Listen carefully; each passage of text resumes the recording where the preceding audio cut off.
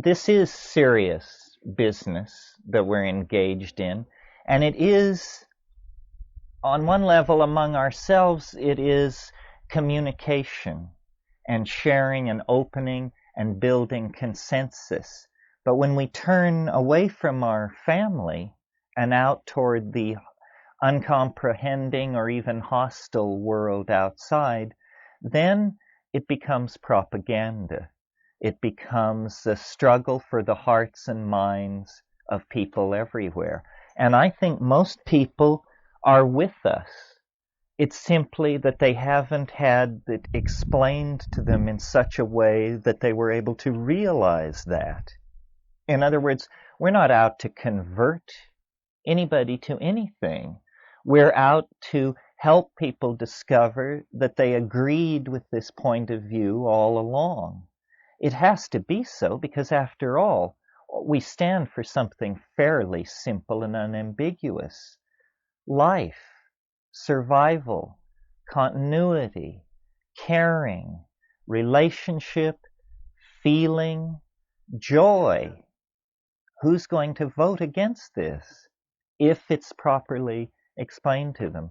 So I view these things as consciousness-raising sessions in the old style, and hope that you will see it as more than even privately inspiring entertainment, but that you will go out and get these points of view to people, get these attitudes out, not unto the greater glory of Terence Mckenna or Nicole Maxwell or the Ojai Foundation, but because this needs to be said. It needs to be empowered. The first step towards solving any problem is an awareness that the problem exists. Now, we're all very tired of that because we've been suffering and agonizing over the problem of a dying Earth, some of us for years. Nevertheless, the astonishing news is some folks haven't heard or have only heard recently. And it's very important not to panic them or alarm them, but to inspire them and motivate them and bring them into the project of reclaiming the Earth. I mean, this is our legacy. This is our birthright. It is the legacy and birthright of our unborn children. And, you know, there maybe there is, but I don't know it.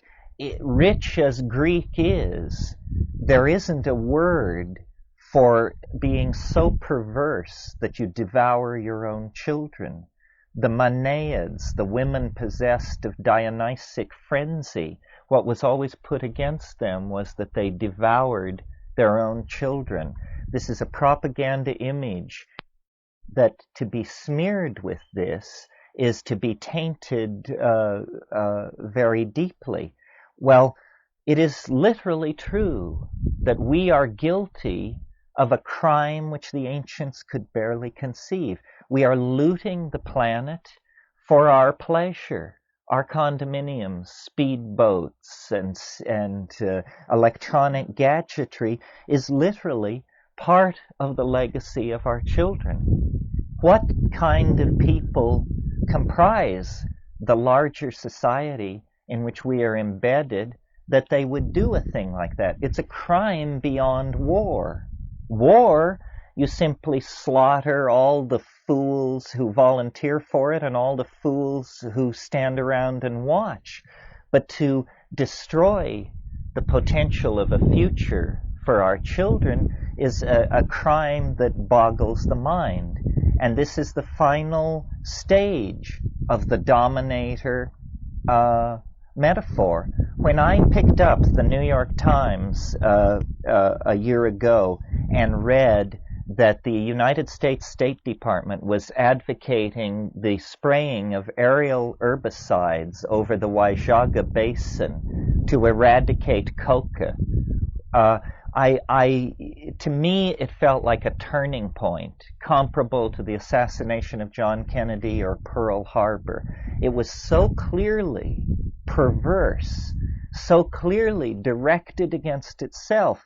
The contradictions become so odious that at a certain point, people of moral dignity feel they have no option left except to somehow throw themselves on the cogs of the machinery to try and halt it from carrying out the program of Moloch, the program of self-devourment that we have set in motion.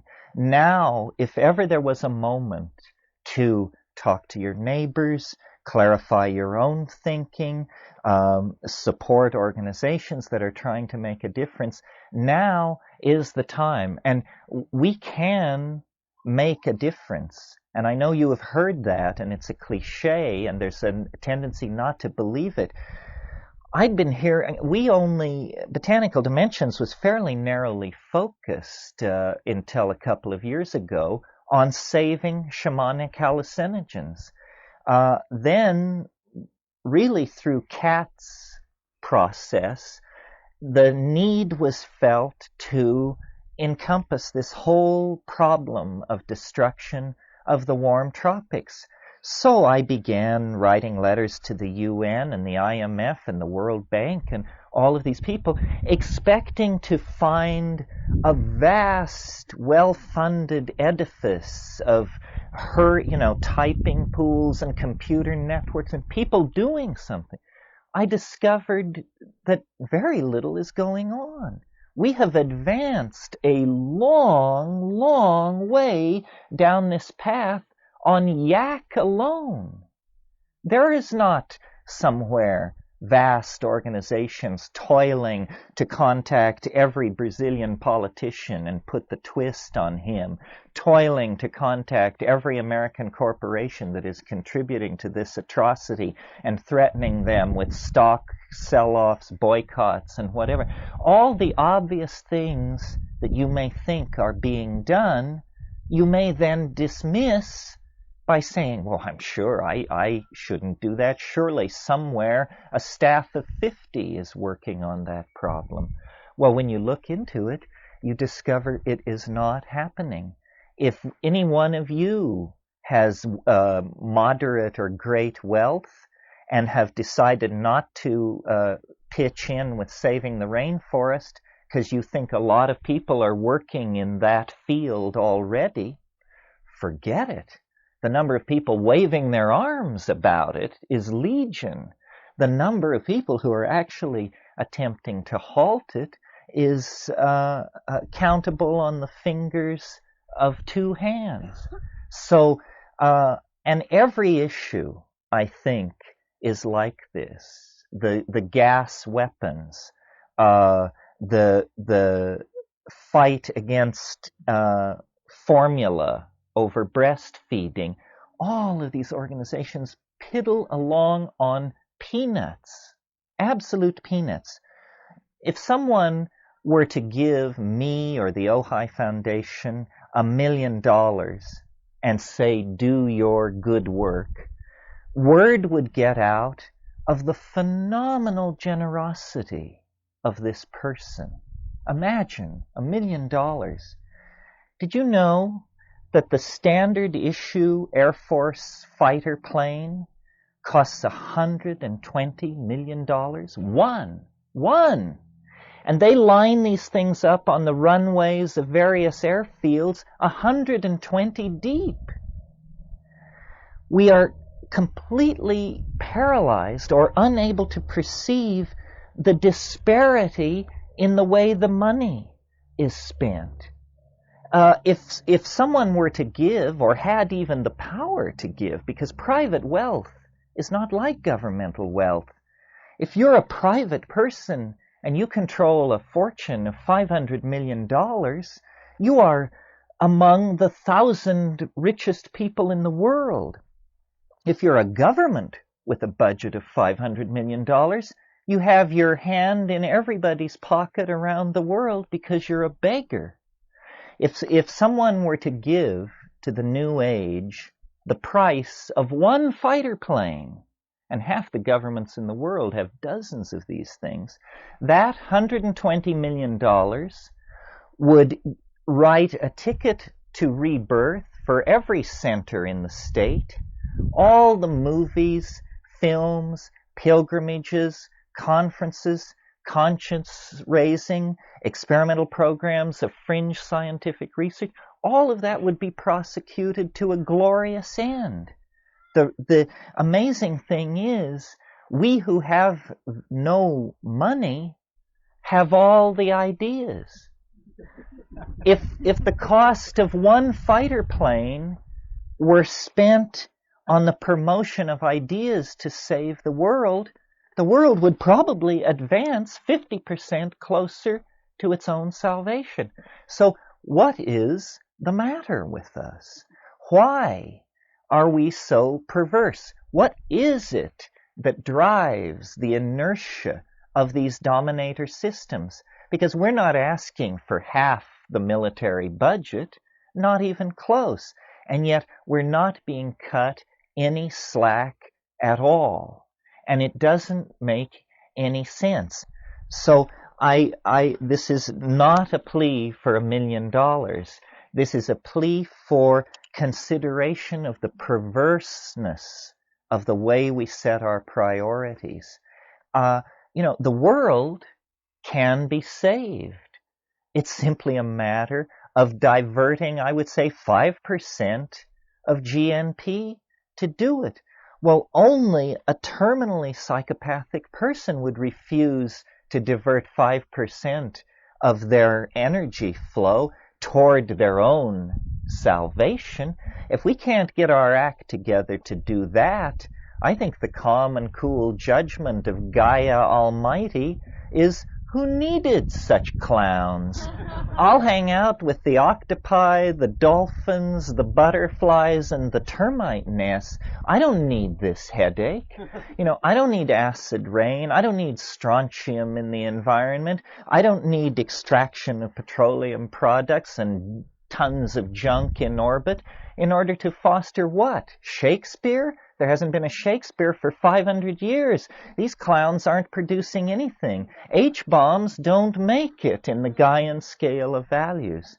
So the point here is tremendously perverse misdirection of resources, a tremendous patience with institutions that have proven that they are either ineffective or actually the enemy.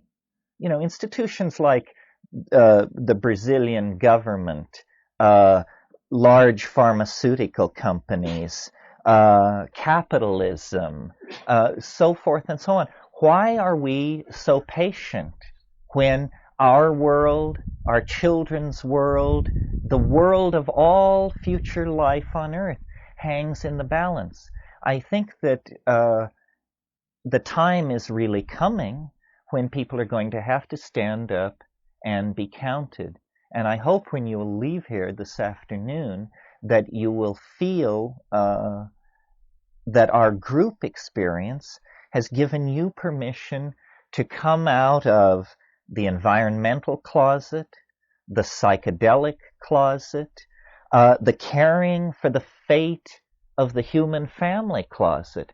Because all of these things are either dismissed as perverse, dangerous, or airheaded. And obviously, they are not. This is the most serious business that we could be about. This is what we were born to do. It must be. Because if this is not what we were born to do, then what we were born to do is witness the death of the only living world we know. And I, for one, am not ready to stand mute witness to that kind of an atrocity.